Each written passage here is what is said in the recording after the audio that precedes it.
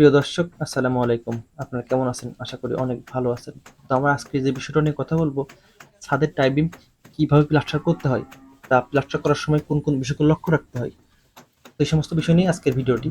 তো ভিডিওটি ভালো লাগলে অবশ্যই লাইক করবেন এবং সবাইকে শেয়ার করে দেবেন। চলুন মূল ভিডিও শুরু করা যাক। তো যখন আপনি ছাদের বিমটি প্লাস্টার করবেন, তো যে সমস্ত বিষয়গুলো আপনি লক্ষ্য রাখবেন, তার মধ্যে প্রথমত আপনার বিমটিকে সুন্দর করে চিপিং করে নিতে হবে। তো আপনি চিপিং যদি না করেন, তাহলে আপনার প্লাস্টারটি বেশি দিন লাস্টিং করবে না। তো এই জন্য আপনাকে অবশ্যই মাস্ট চিপিং করতেই হবে। এরপরে পানি দিয়ে সুন্দর করে আপনাকে ভিজাই নিতে হবে। নিয়ে এরপরে আপনাকে গ্রাউটিন ব্যবহার করতে হবে। গ্রাউটিনটা এমন সিমেন্ট গোলায়ে সেখানে মারতে হবে। অনেকেই কন্নি দিয়ে দেয় বা অনেকে ঝাঁটা দিয়ে দেয়। আমি সাজেস্ট করবো অবশ্যই আপনারা ঝাঁটা দিয়ে এবং মোটা করে গ্রাউটিন দেওয়ার চেষ্টা করবেন, যেন কোনো কোথাও যেন কোনো অংশ যেন ফাঁকা না থাকে। আপনাকে এই বিষয়গুলো লক্ষ্য রাখতে হবে। কারণ যদি সেখানে ফাঁকা থাকে, তাহলে সেখানে কিন্তু আপনার সিমেন্টটি ভালোভাবে লাগবে না। আর সেখানেই আপনার প্লাস্টারটি দুর্বল হয়ে যাওয়ার সম্ভাবনা অনেকাংশেই বেশি। এরপরে আপনাকে সুন্দর করে মসলা ধরাইতে হবে বিমে।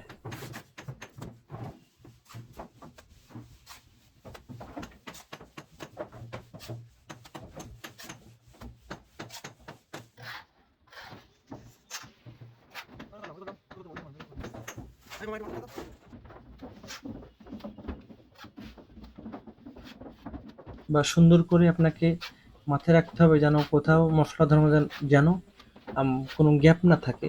এই সমস্ত বিষয়গুলো লক্ষ্য রাখবেন। তো মসলা ধরানোর শেষে আপনাকে যে কাজটি করতে হবে, আম সেটা কর্নি দিয়ে সুন্দর করে মালটাকে সুন্দর করে প্লেসমেন্ট করে নিই। এর ফলে কি হবে, আমাদের কাজটা অনেক সহজ হয়ে যায়। কারণ আমি যখন এইটি প্লেসমেন্ট না করে নিই, তাহলে অনেক জায়গায় গ্যাপ থাকে। তো সেই গ্যাপটি অনেক পরিমাণে থাকবে। তো এরপরে যে কাজটি করতে হবে, যে আপনার বিমটি আসলে টোটালি ভার্টিক্যাল বা সলে আছে কিনা।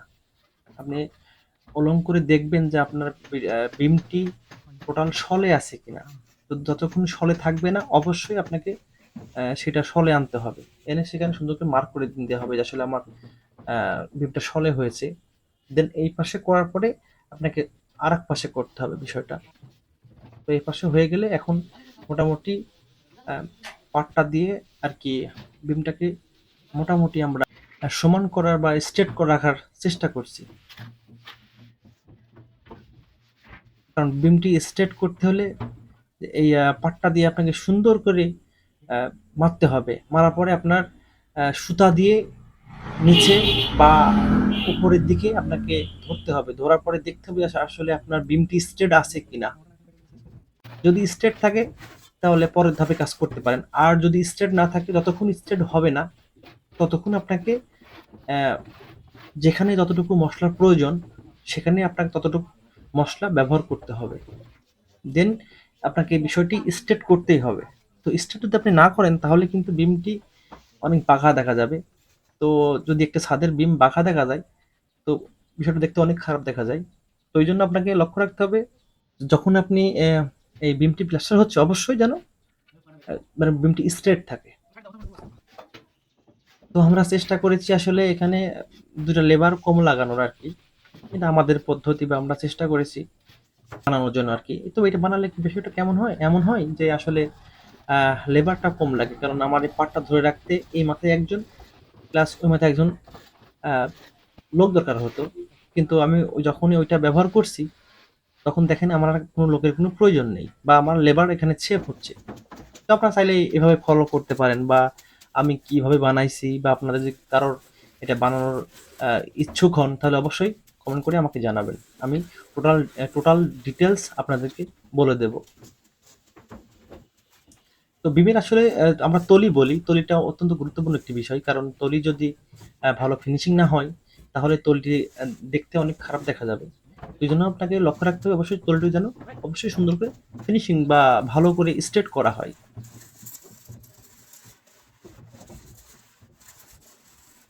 তো আপনি যদি এই চ্যানেলে নতুন হয়ে থাকেন, অবশ্যই চ্যানেলটিকে সাবস্ক্রাইব করে রাখুন। আর ভালো লাগলে অবশ্যই ভিডিওটি একটি লাইক দেবেন।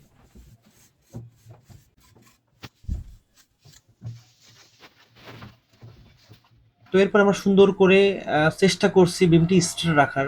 জানি না কতটুকু রাখতে পারবো, তবে ইনশাল্লাহ চেষ্টা করছি বিমটিকে একেবারে স্ট্রেট রাখার জন্য। তো আপনারা যখনই যে কোনো বিমে প্লাস্টার করবেন, অবশ্যই চেষ্টা করবেন বিমটি যেন স্ট্রেট রাখা হয়।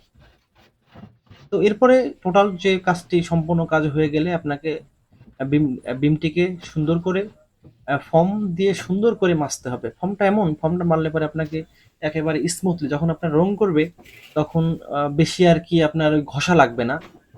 তো এই জন্য আমরা ফর্ম ঝাড়ু দিয়ে সুন্দর করে ঝেড়ে দিই বা সুন্দর করে প্রস্তুত করলে পরে বিষয়টা অনেক সুন্দর দেখায়। মানে যে ফর্ম ঝাড়ু মারতেই হবে ব্যাপারটা এমন না, যে না মারলে বেমের কোনো ক্ষতি হবে কিনা। এগুলো টোটালটা ডিপেন্ড করে সৌন্দর্যের উপরে। তো আমরা চেষ্টা করলাম আজকে একটি বিম কিভাবে প্লাস্টার করতে হয় বা প্লাস্টার করার সময় কোন কোন বিষয়গুলো লক্ষ্য রাখতে হয়। তো আজকের ভিডিও এ পর্যন্তই। পরবর্তী ভিডিও দেখার জন্য সবাইকে আমন্ত্রণ রইল। সবাই সে পর্যন্ত ভালো থাকবেন, সুস্থ থাকবেন। আল্লাহ হাফেজ।